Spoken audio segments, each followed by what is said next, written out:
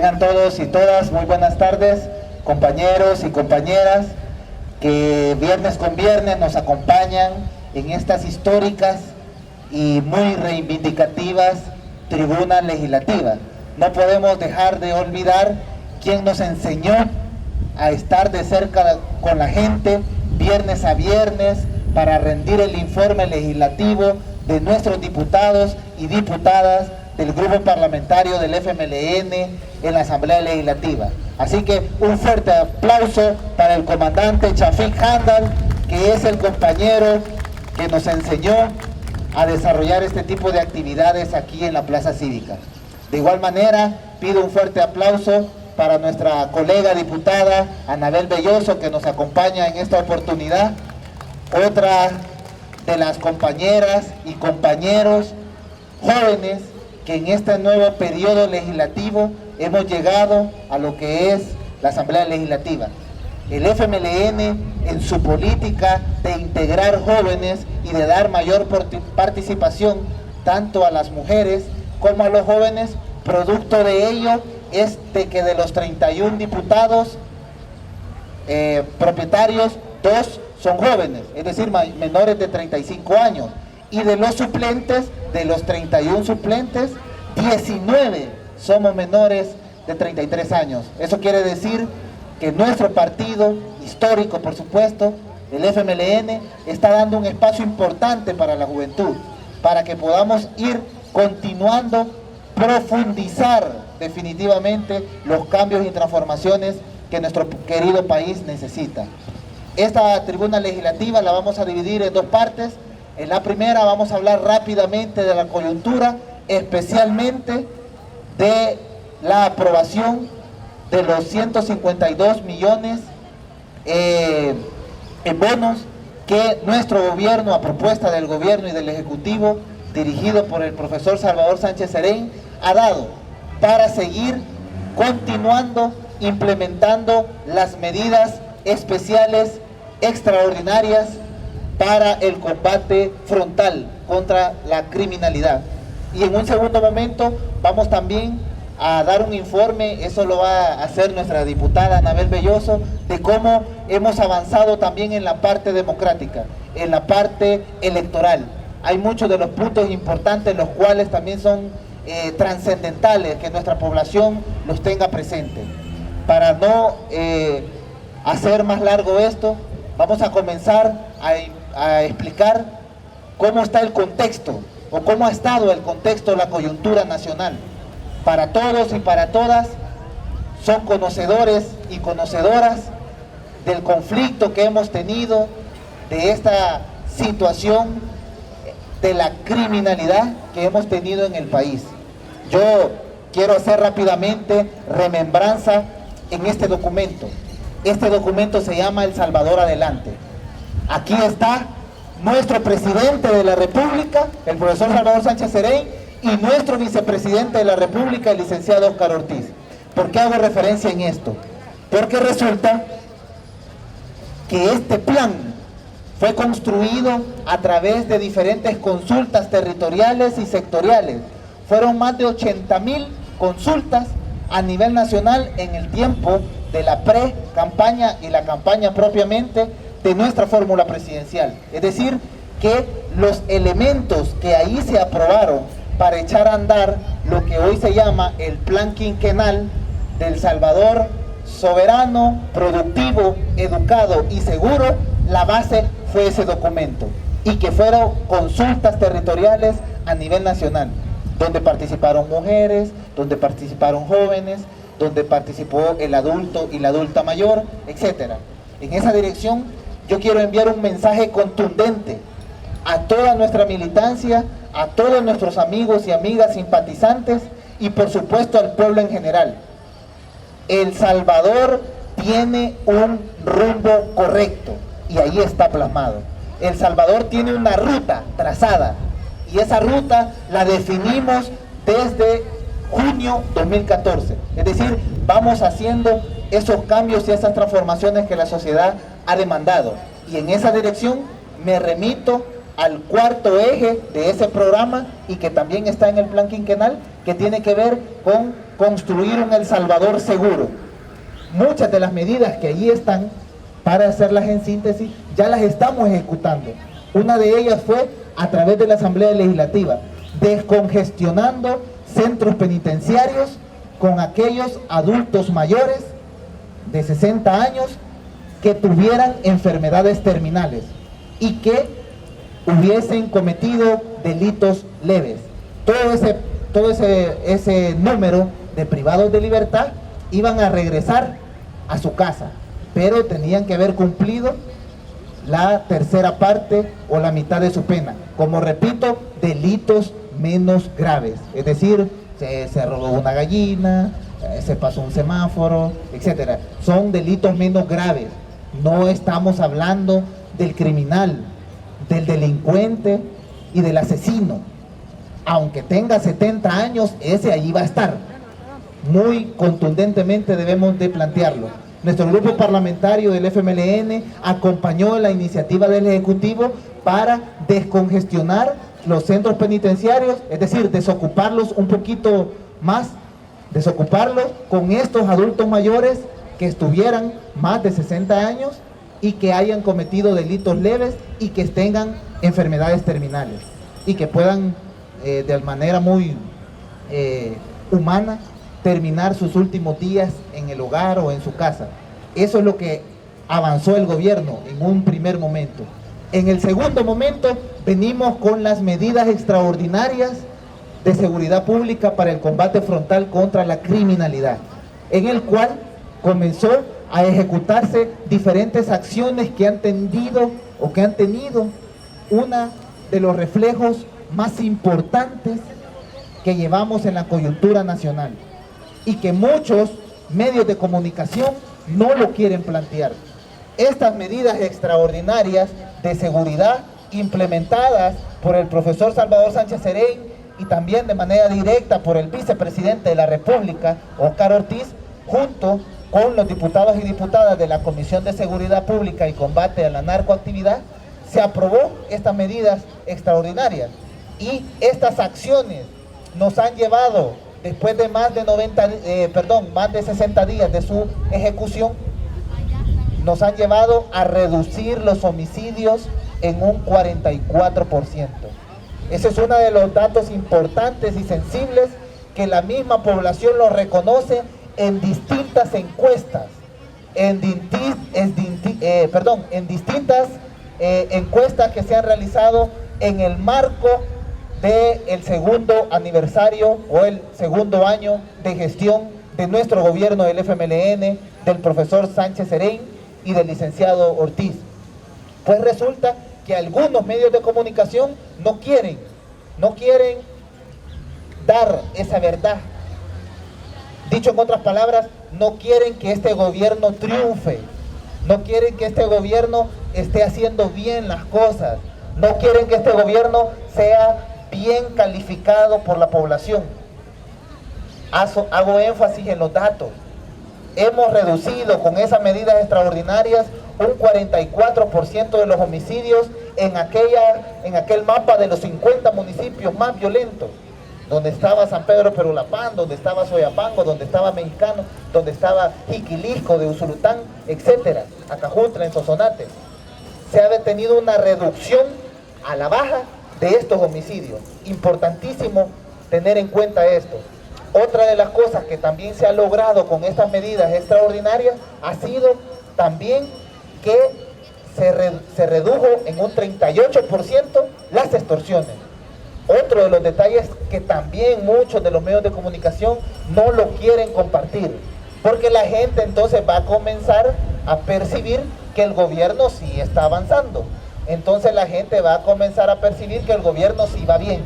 Y como hay algunos canales de televisión que mejor les interesa pasar partidos de fútbol o pasar novelas o pasar otro tipo de situaciones para que nuestra población se distraiga y no reflexione sobre lo que hoy por hoy está pasando en nuestro país, en nuestra sociedad. En esa dirección, el día de ayer, gracias a Dios, por unanimidad, los 84 diputados y diputadas aprobaron uno de los préstamos más importantes para poder continuar y darle seguimiento a estas medidas extraordinarias y poder seguir combatiendo de manera directa, de manera profesional y de manera frontal a la delincuencia. Se aprobaron los 152 millones que venían retrasándose por más de 4 semanas y hasta 5 semanas por culpa de la derecha, especialmente de esos 35 diputados que tiene y diputadas que tiene Arena. Miren qué dato más interesante que no aparece en los medios de comunicación. El presidente de la Comisión de Seguridad Pública y Combate a la Narcoactividad es un diputado del PCN. Resulta que el PCN, el PDC y Gana están conscientes, y debemos de decirlo, han estado conscientes desde hace 5 semanas en que esta emisión de bonos de 152 millones eran necesarios para seguir combatiendo de manera directa y frontal la criminalidad de este país. Sin embargo, como este tipo de préstamos requiere de mayoría calificada, eso quiere decir que se necesitan 56 votos, necesitábamos al menos 7 votos de Arena. Y en esto quiero ser contundente. El partido Arena ha bloqueado esos 152 millones por más de 4 y 5 semanas por un capricho, por una situación política desfavorable hacia el partido de ellos. ¿Por qué? Porque el gobierno hoy está teniendo un visto bueno de la población. Muchas de las encuestas hoy plantean que sí ven al gobierno de manera efectiva combatiendo la criminalidad. Y por supuesto para estos señores que viven en el escalón, que viven en lugares bien chivos, donde la delincuencia no les afecta y que al contrario, por otros negocios ilícitos son hasta favorecidos, resulta que a ellos no les interesa que hayan fallecidos y fallecidas en El Salvador. A ellos no les interesa que este gobierno combata la criminalidad y la delincuencia. En esa dirección es de que retrasaron esta aprobación, poniendo pretextos incoherentes, infundados y que no tenían, incluso hasta ellos mismos, muchos de los diputados de la fracción de Arena estaban conscientes que tenían que votar por los 152 millones, pero como su jefatura, como su dirección, como los dueños de las grandes empresas, los dueños que están en los diferentes gremios empresariales, dieron la línea de bloquear el préstamo para poder poner en jaque al gobierno y tratar de manera bilateral con el partido en el gobierno, es decir, el FMLN, otro tipo de temas para que en favor de ellos.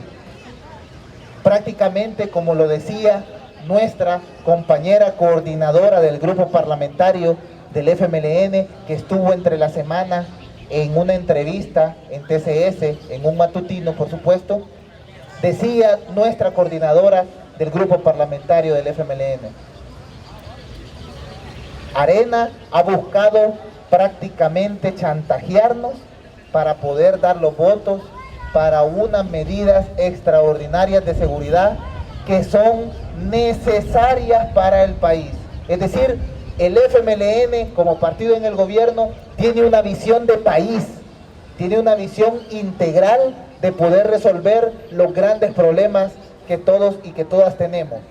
Y el más principal en esta coyuntura ha sido la seguridad. Pero, repito y reitero, Arena ha querido ser un tropiezo en este proceso y ha bloqueado por más de 5 semanas esta aprobación. ¿Qué tanto hubiésemos ya logrado si hace 5 semanas hubiéramos aprobado lo que ayer se aprobó? ¿Cuántas vidas hubiésemos salvado si hace 5 semanas hubiésemos aprobado estas medidas, este préstamo, esta emisión de bonos de 152 millones para poder combatir a la delincuencia y poder salvar más vidas. Nosotros necesitamos ser contundentes en que estos 152 millones van a ser ejecutados de manera eficiente y de manera transparente, algo que jamás los gobiernos de Arena podrán tener, jamás. Transparencia jamás tuvieron los gobiernos de Arena. Ahí tenemos el montón de proyectos que ellos plantearon que ya estaban ejecutados y que no estaban, como el Hospital Nacional de la Mujer o el de Maternidad y la carretera Diego de Holguín, que ya no estaban los fondos, pero cuando nos fuimos a buscar allá a la calle no estaba tampoco. Entonces fue nuestro gobierno del FMLN, nuestro primer gobierno del FMLN en el 2009 y hoy con nuestro segundo gobierno del FMLN que estamos desarrollando este tipo de proyectos de manera eficiente y transparente. Arena se ha querido de manera maliciosa querer decir es que no sabemos cómo van a ejecutar esos 152 millones. Queremos auditarlos nosotros, dice Arena. No se puede. Ahí está una constitución que establece que el Ministerio de Justicia y Seguridad Pública es el que está a la cabeza de cada una de estas acciones. Está un Consejo Nacional de Seguridad y Convivencia Ciudadana en la que lo integran iglesias, sector público, sector privado, líderes, universidades, partidos políticos, a excepción de Arena porque no han querido participar, donde se han desarrollado estas medidas. Es decir, donde se ha puesto a pensar cuáles pueden ser estas medidas que pueden prevenir en el tema de prevención y cómo combatir en el tema de afrontar de manera directa la delincuencia. Entonces, en esa dirección queremos reiterar, amigos y amigas, que nuestro gobierno lleva la ruta correcta. Estamos desarrollando las medidas que nuestra fórmula presidencial en aquel momento se plantearon y que hoy, como representantes del gobierno, como los máximos representantes de nuestro gobierno, el profesor Sánchez Serén y el licenciado Oscar Ortiz, están comprometidos, y todo el gabinete de gobierno, están comprometidos en poder desarrollar esas medidas que yo planteaba al inicio, que están en el plan El Salvador soberano, porque necesitamos ser un país donde cada uno de los órganos del Estado tenga su propia función y que no venga la Corte Suprema de Justicia a congelar 900 millones de dólares que son para la gente, que no son para el gobierno del FMLN, son para la gente, son para invertirlos en salud, son para invertirlos en seguridad, son para invertirlos en agricultura y en educación. Así que necesitamos un El Salvador soberano, necesitamos un El Salvador educado, productivo y seguro. Y en esa ruta estamos trabajando, compañeros y compañeras. Así que con esto terminamos la primera parte de la reflexión de la coyuntura. Vamos a pasar a la compañera Anabel Belloso, que nos va a plantear cuáles han sido las reformas que hemos tenido en el Código Electoral, que también fueron aprobadas el día de ayer en nuestra Asamblea Legislativa de la sesión plenaria. Muy buenas tardes a todos y todas, agradecerles, ya lo decía el compañero Luis, ¿verdad? Que cada viernes están acá presentes en esta plaza, informándose de primera mano del quehacer, ¿verdad? Legislativo y de nuestra coyuntura, ¿verdad? Que es tan importante que como ciudadanos y ciudadanas de este país que queremos verlo pues salir adelante, ¿verdad? Que día a día nos esforzamos por aportar a las transformaciones de nuestro país, debemos estar bien informados. Asimismo, un saludo para los radioescuchas, ¿verdad? Que a través de Maya Visión también están al pendiente de esta tribuna legislativa viernes a viernes. Igual quiero, tal vez antes de entrar al tema electoral, decir pues que para nosotros como partido es una gran satisfacción haber logrado el día de ayer la aprobación de esos 152 millones de dólares en concepto de bonos, ¿verdad? Que van a venir a reforzar pues las medidas extraordinarias, como ya muy bien lo explicaba el compañero Luis. Es una batalla que se ha librado en estas últimas semanas, una batalla dura, pero que ninguno de los compañeros que conforman tanto la Comisión de Seguridad y la Comisión de Hacienda dentro de la Asamblea Legislativa pues se dieron por vencidos, ¿verdad? Sino que estuvieron siempre pues proponiendo, batallando para poder salir avantes y lograr esta aprobación.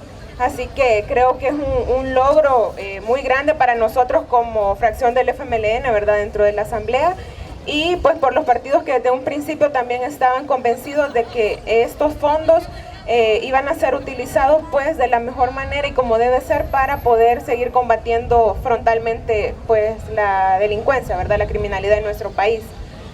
Ya lo decía Luis, que el día de ayer, aparte de esta aprobación de bonos, tuvimos en la Asamblea 2 decretos referidos al tema electoral.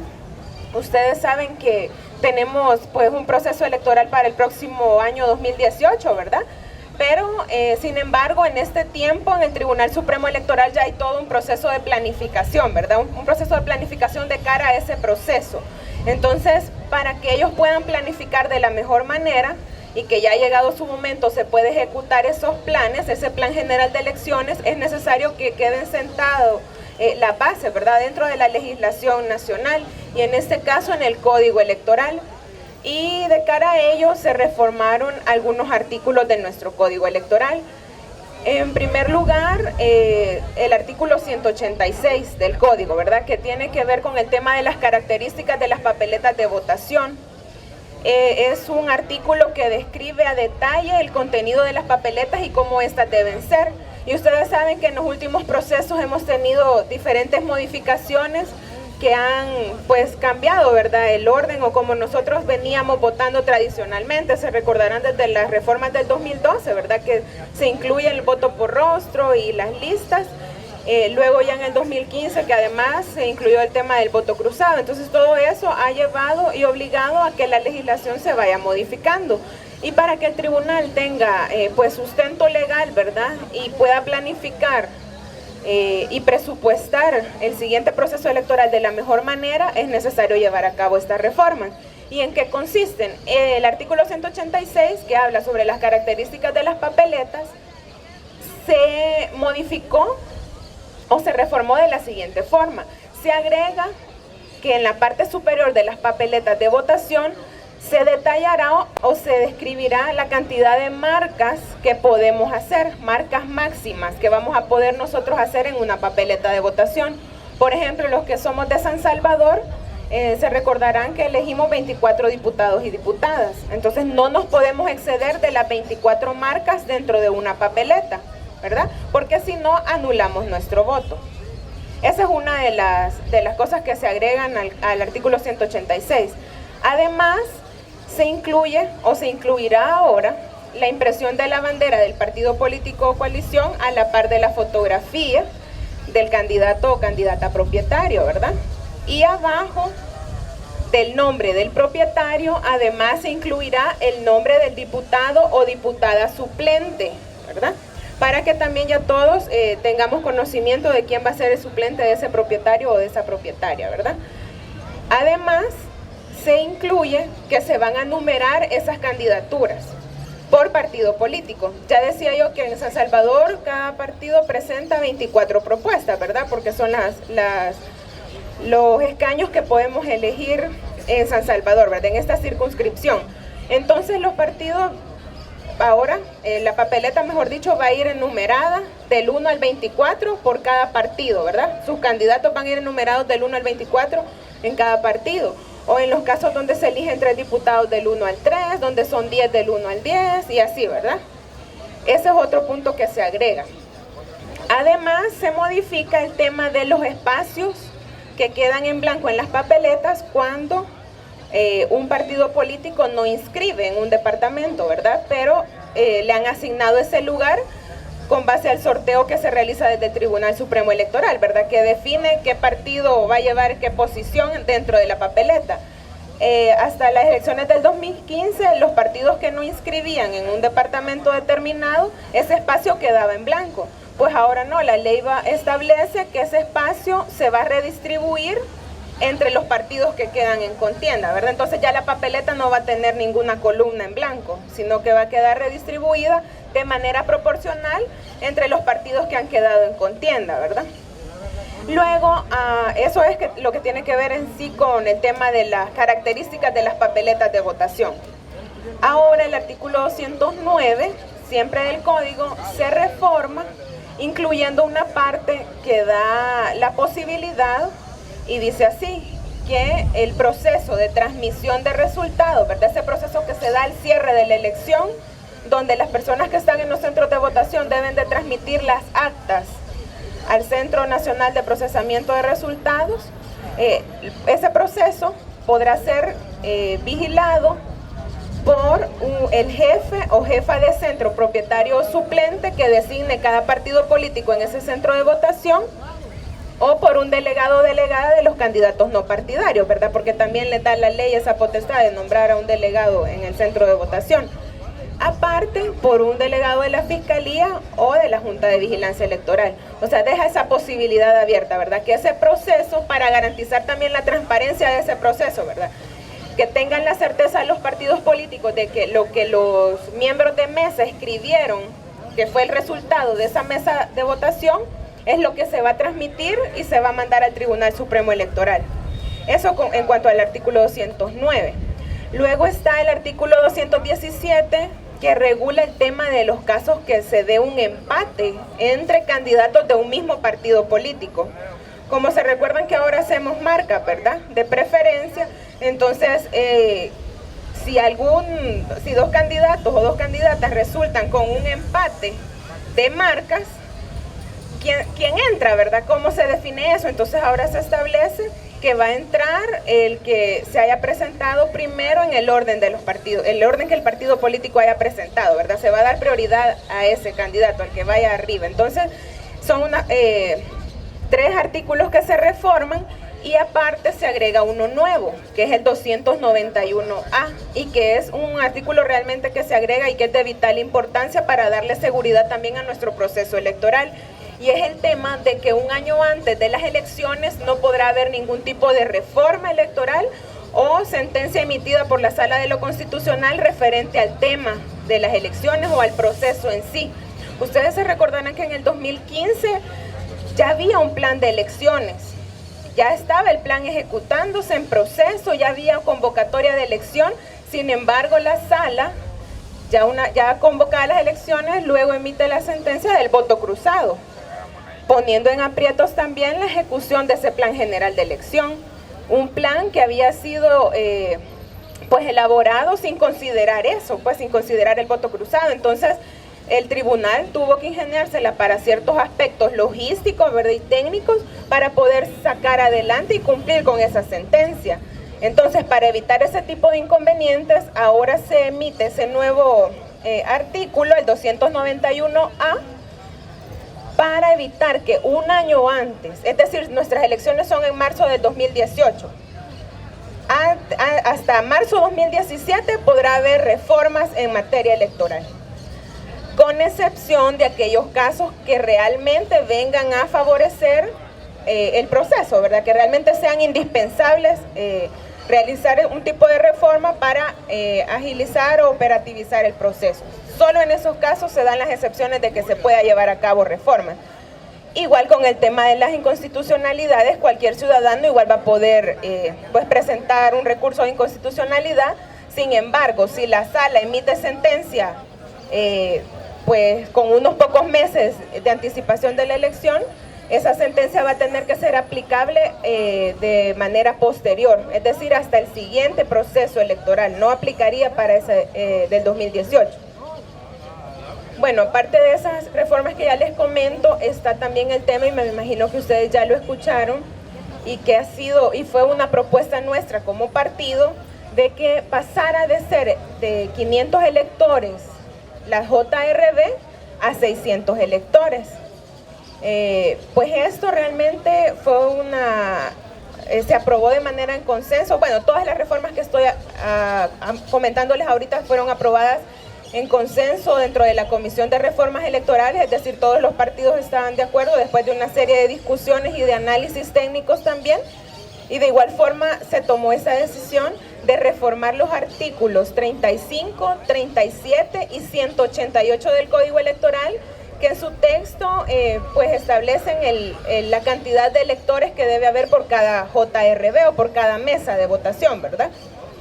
Hasta el 2015 teníamos nosotros que cada mesa contaba con hasta 500 electores y el nivel de participación nunca es el 100%, ¿verdad? Sino que andamos rondando un 50% de participación, es decir, de esos 500 en promedio llegan a votar 250, ¿verdad? El día de la elección. Entonces, ya con esta propuesta, pues dentro de la comisión se mandó a pedir opinión al Tribunal Supremo Electoral, ¿verdad? De la viabilidad o conveniencia de aplicar esta reforma. Pues ellos son los que ejecutan, ¿verdad?, el proceso y tienen conocimiento de toda la logística que puede necesitarse en el caso de que se iban a incrementar los electores. Y el martes se recibió pues el informe, un informe bastante completo, donde el tribunal decía que habían condiciones favorables para incrementar de 500 a 600 los electores por cada mesa de votación. Y esto incluso ellos destacaban en su informe que trae algunos efectos positivos, en el sentido de que se va a reducir el número de JRB, ¿verdad? O el número de juntas receptoras de votos, hasta unas 2.000 menos de las que hemos tenido. En el 2015 nosotros tuvimos 10.621 JRB a nivel nacional, con una proyección para este 2018 de unas 11.000. Sin embargo, ya con esta reforma disminuyen a unas 8.000 y algo, ¿verdad?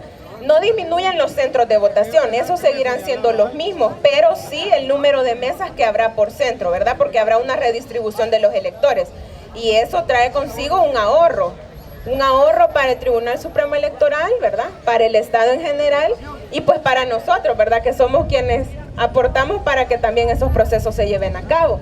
Entonces, en materia de financiera, pues significa un ahorro sustancial. Asimismo, en la materia logística, ¿verdad?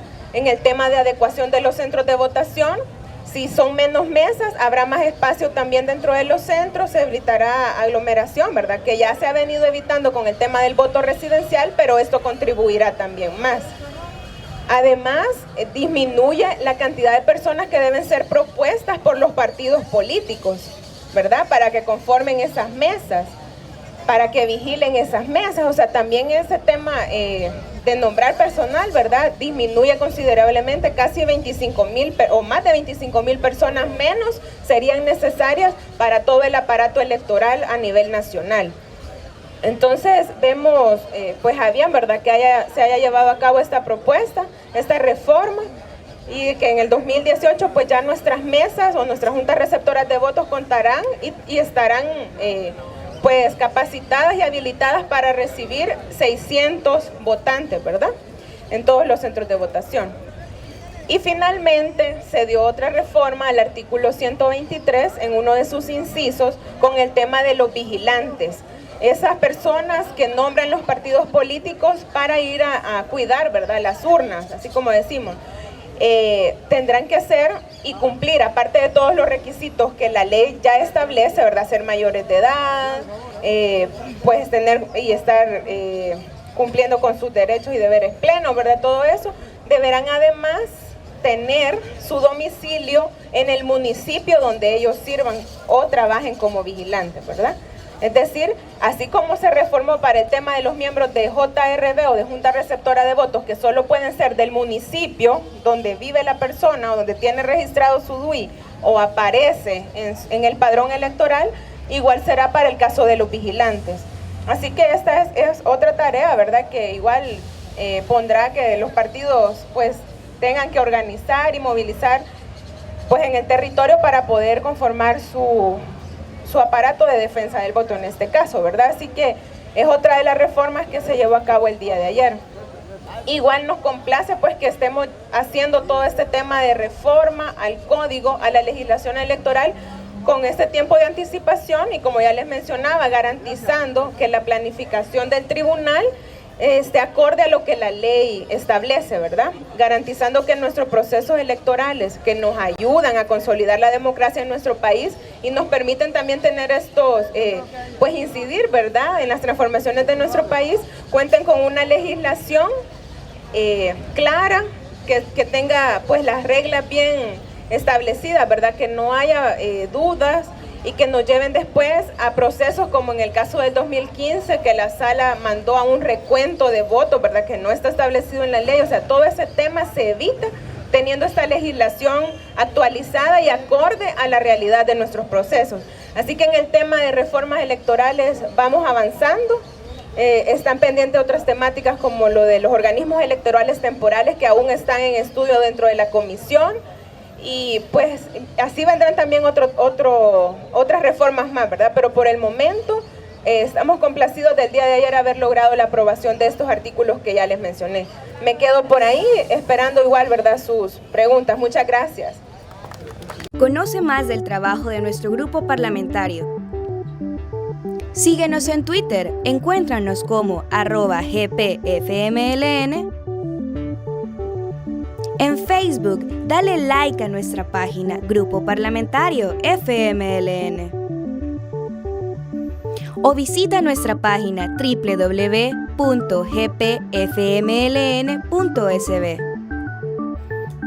Grupo Parlamentario FMLN, legislamos a tu favor.